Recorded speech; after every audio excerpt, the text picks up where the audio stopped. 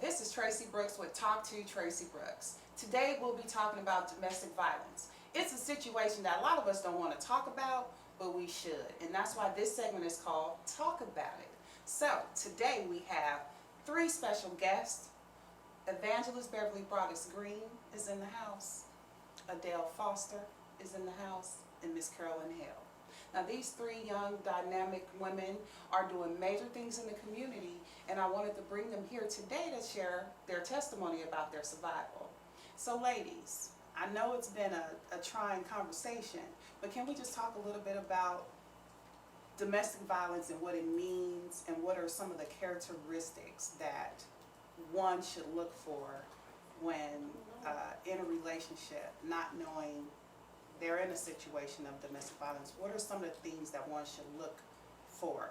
Because I've noticed some guys can be jealous, Yes. or they'll groom you to a certain degree. Yes. So what is your take, Beverly? What have you experienced? They'll try to be controlling, where you can go, who you can talk to. Basically, they want to keep you from everybody else, where they cut off your friends and just be you and him. And I noticed that because I was kind of like in a situation like that, where he would say things real nasty, like to my girlfriends, under their clothes, that we would say. And they stopped coming around. And I was like, oh, so this is what he wants, is to keep me home. I worked 2 jobs. When I got off of work, he'd be drinking, cursing, acting a fool. And I made my mind up, and I know one day I was at work, and my mom called me and said, Snoopy and your husband just got into it. He's over at my house. So I went over to my mom's house, and I talked to him. I said, keep your cool. Go back, apologize, because next month we're going to leave him. And June 20th, that's what we did. We got packed up our stuff. He went to work for about 4 or 5 hours. Boy, he moved everything out. Put some of the stuff in the garage. Got out of there. Yeah, we got out of there. Oh, wow. I quit my job. Wow. I stopped going to church. I didn't know what this man would do to me. Yes. Because all the stuff that he had said, he do a lot of talk, more so than anything else, and I was afraid of that. And so I walked away from him, and I never ever went back to him. Oh, wow.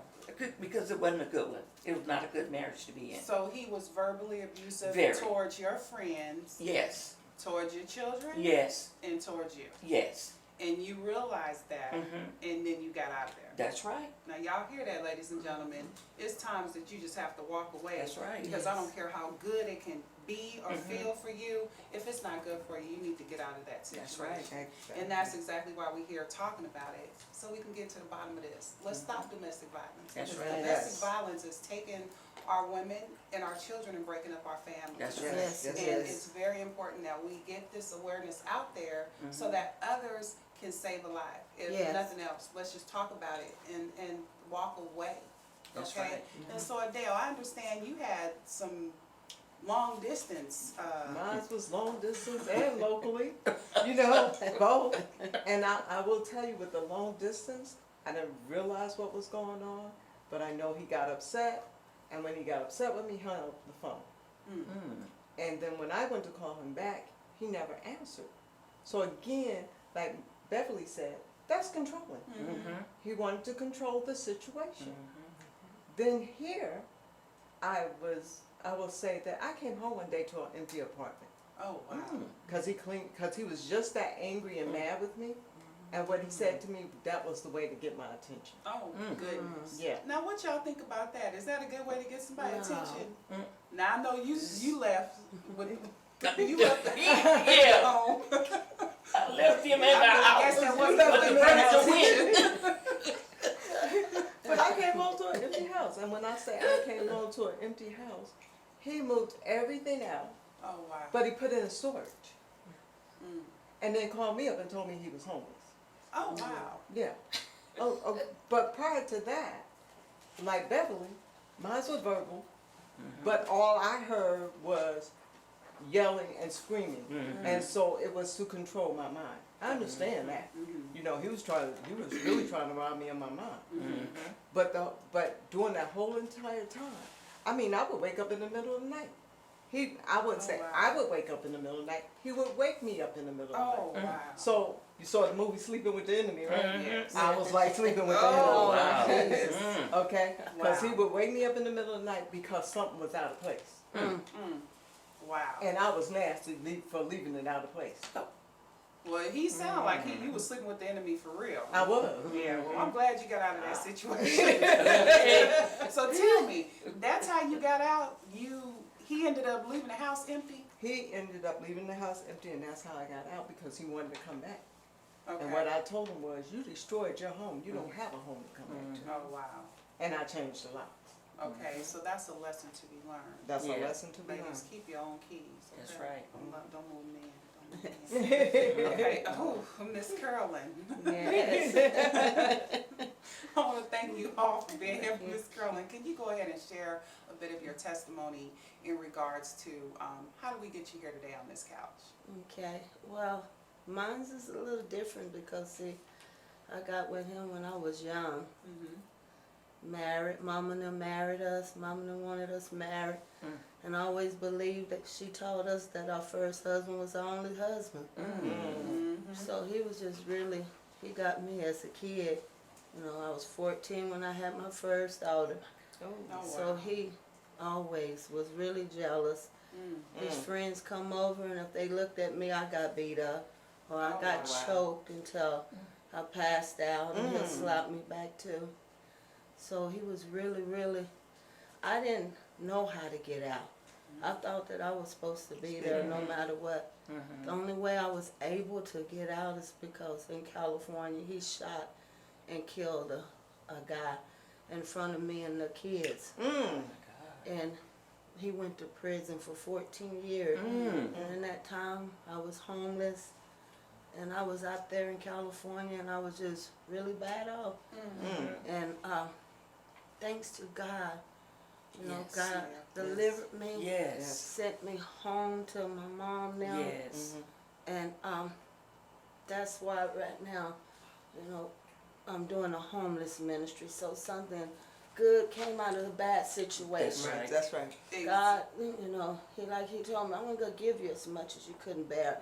And that was enough to bear right there. Yes. Right. And not only that, when that happens to you, then you have kids. I have 2 sons that beat state girlfriends now. Oh, Yeah. wow. And they 34 and 33. Mm. And they whoop their girlfriends. I got one that keep going to jail, getting out, go back, and right now I'll be telling her, I talk to her because I know what I went through. I'll be telling her, you know, you can get out of this, you know. I'll be trying to have her to talk to you, talk to peoples, but she's still there with him. And he'll go to jail, get back out and get with him. Well, She'll tell be me ready. something, because I hear a pattern here. I hear you suffered abuse, now your children are suffering abuse. Yes. And as Yes. you all know, I have an organization giving back to kids, and that's one of the things that we do is we work directly with the children that are a direct effect of domestic violence. So therefore, I'm wanting to know, have you all experienced any childhood abuse, seen any abuse in the home? Is that something that magnetized these type of men towards you, or is it just you're attracting these type of men? I would say that could be the situation, because I know my mother and father did argue, and my father he drank, and because he drank, it caused the workers in the home. So Yes. when you don't know any different, you think that's the way relationships should be. Yes. But no, if nobody don't tell you, then yeah, you'll attract those type of men in your life, That's right. because you feel like this is the way it should be. Yes. You don't know any different. That's what you know. Yes. Wow. That's right. And on my hand, I was the same. You know, I seen domestic violence in the home. Not only that, I was molested by a so-called uncle. We called him Uncle Tudor, but he was really my daddy's friend. So he would molest me all the time. And so it was just a lot of abuse. I was really messed up even before I got a husband. It was abuse all the way through. Yes. So Wow. I just thank God Well, now, though. yes. I really want to thank you guys for sharing your stories with Yes. me. And Yes. what I wanted to do was do a recap. I know we've been through some abuse, Yes. and I know we are all survivors. Yes. But we are now doing wonderful things in the community, and Yes. we need to let the people know that through our trial, Mhm. there's a triumph. Yes. Yes. So I would like to start with you, Evangelist Beverly Broadus-Green. I understand you have a book, Real Love, Part 2. Yes. And I have my copy somewhere here, and we'll find it later and show y'all a photograph of it. But we do have a nice book, you guys. You need to come out and check her out. Read this book. It's really filled with a lot of her trials and Yes. times. Would you like to touch a little bit on your story in the book? Yeah. What to expect? Well, my book actually take me back to when I was 5 years old, and I remember getting saved when I was 7 years old, and I remember seeing my first love when I was 7 years old, and I asked my brother who was he, and he said, "You too young to be like Boaz." I said, "But he is so cute," and didn't know that by the time I turned 16, him and I connected. Wow. And I was his girl. I was the church girl first, then I became his girl, and he thought that he taught me everything. You know? And as the story goes on, I got pregnant, and I married a sailor, and he helped me to raise my son. And then some kind of way, I wasn't doing good in my marriage, and he called me on the phone and I said, "Okay, pick me up." And that one time, I got pregnant. And that's where Snoopy came about, because we used to call him Snoopy. But down through my book, it tells you about me looking for love in all the wrong places. And I think that's because my mother and father never embraced us, you know, to tell us that I love you, you know, I'm proud of you. And so that made us go out there. Then my daddy was an alcoholic. So, of course, every man that I would choose would be the same like my daddy. Now, my daddy had beat my mom and pulled her hair out. And her mother told her what to do. She went and got the big shotgun that my daddy had when he was in the service and took it and went across his forehead and broke his jawbone, had him sucking soup for 6 months. And I said, "Oh, I want something like that." You know, because it was like, it seemed like it was fun. Because my dad would drink and curse and act a fool, but he would mess with my mother. And he come out the room with a big knot on his head. She did not. And so that's what I thought, that in a relationship, you're supposed to fight. You know, if a person don't say what you want them to say, or they do this to you, you're supposed to fight. And it, like I said, it took husband number 4 to show me that you can be loved by a man. And he would respect you, never call you out your name. He'll love you the way he loved you when you said "I do" is the same way he loves you every day. Because every night you go to sleep with this man. Every morning you wake up with this man. So the love was there with him. And all that stuff in my past, I say, "Lord, why didn't you wait till I got 50 years old to bless me with a good husband?" You know. And then after that, 4 years after that, my husband went home to be with the Lord. And so I'm not in no relationship. I'm not looking for no relationship. I'm waiting on God to send me my king. That's right. You know, I heard a lady say, "Get rid of Bozo and get you a Boaz." So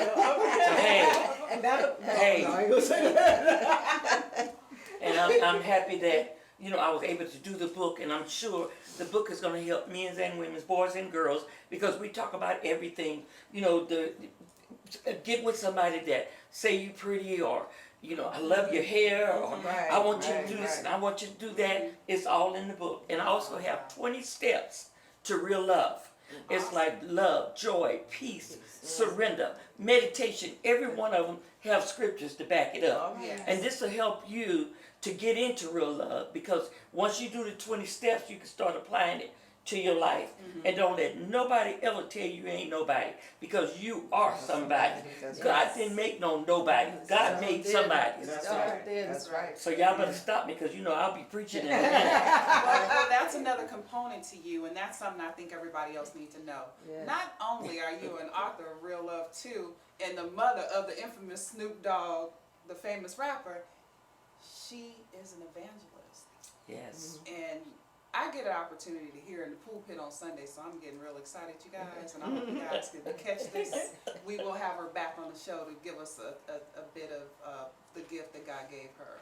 But I want to thank you so much for coming out and sharing your testimony with us. Thank you for being having me. here, coming all the way from California Yes. to little old Dallas, Texas. Well, you know I had to go to Mississippi first. Oh right? yeah, I went to See my mama. Mississippi. I went to Mississippi. And be sure to give my love to your mom. I will do. And make sure you tell her I love her. All right now. All right. Thank all you right. so much. Thank you Love so you much. And God bless you. God bless you too. God bless you. Okay, moving right along. And guys, this is Adele Foster. She's an author, mentor, speaker. Adele, why don't you let everybody know what you have going on in the community today? Well, I have a lot going on in the community, but I will say I re-released my book, The Healthy Woman Inside and Out, which is based on 5 principles. And those 5 principles is based around sleep. And sleep is spirituality, love and family, education, emotion, and psychology. Okay. And that book was written, Miss Brooks, during the time that I was diagnosed with multiple sclerosis. Oh wow. So being diagnosed with multiple sclerosis Mm-hmm. and then being in an abusive relationship, Mhm. okay, I said Yes. God kept me. Yes. And Yes. he kept me. Kept you well too. He, Yes, he did. Yes, he did. But I feel that more and more women need to read that book. Mhm. And the reason why I wrote that book is because we as women, we give all our love away. Mhm. Say We it. give our love Yes. away, Say it. and then we look for love in the wrong place. That's Yes. right. Yeah. Mhm. And so we've got to begin now to look at ourselves, That's love right. ourselves, Mhm. you know, because we love the significant other, the Mhm. husband, the kids. Mm-hmm. I mean, what I tell people to do in that book is word up. Right now. Word up. Because when you word up, Yes. okay, God can hear everything you say. That's right. Yes. And he already got the plans mapped out for you anyway. That's right. Yes. Okay. It does. Yes, And it he, does. I mean, all of us sitting on this couch right now, Mhm. we've been through something. Yes. Yeah. But God already knew the plans that he had. That's right. Yes. So That's he, right. and I could be like Evangelist Queen right here. I can start preaching. Yeah. But I ain't gonna preach right now. All right, Okay? all I ain't gonna preach right now. Okay. But yes, those are some of the things I'm doing in the community. Mhm. On top of that, I'm working with my granddaughter because I feel like children need to learn as well. So I truly believe in your organization. Yes. Because kids, you raise a child in the way that you want that child That's to go. right. That's right. Mhm. Yes. So if you raise that child properly, we can get rid of domestic violence. Mhm. Okay? Absolutely. We need Yes. to put our boys with mentors, Mhm. Yes. men mentors, That's right. positive men mentors, Mhm. so they will not repeat the cycles of abuse. Mhm. Absolutely. Absolutely. So Yes. true. Well, thank you so much for that testimony. Mhm. And we do appreciate you being here with us today on Talk to Tracy Brooks. Now I have one more special guest that I need to bring up because she is, this woman here is, she really just makes my heart smile. When I think about the things, the time that she takes out of her day and her evenings to cook meals for the homeless, and she's been doing this for a while. Well, I don't want to get too much into it. I want her to tell her story. Miss Carolyn, could you please share with us what we have going on here in Dallas, Texas? Okay. After, like they say, after all the pain, Mhm. God blessed me. Yes, yes. It's a blessing to go out. But in the midst of it, he gave me a Boaz. He gave me a wonderful All right man of now. God. Yes. All right. And it's my husband and Sister Diane and Sister Felicia. We go out once a week and we Mhm. cook at home. You know, chicken soup, Mhm. barbecue, chili, whatever, Right. you know, for that day. We go Wow. out once a week and feed the homeless down there under the bridge. We just had a coat drive where we took all the blankets and all the food down there. And then we go once a week, I go to the domestic violence Mhm. to take some food to the domestic violence women. Mhm. So God, like I said, God said he know the plan. Yeah, he So in the knows. midst of all of that That's pain, he gave me some joy. And as you said, at the age of 50, I said, Lord, did I have to turn 50 before I got all of this?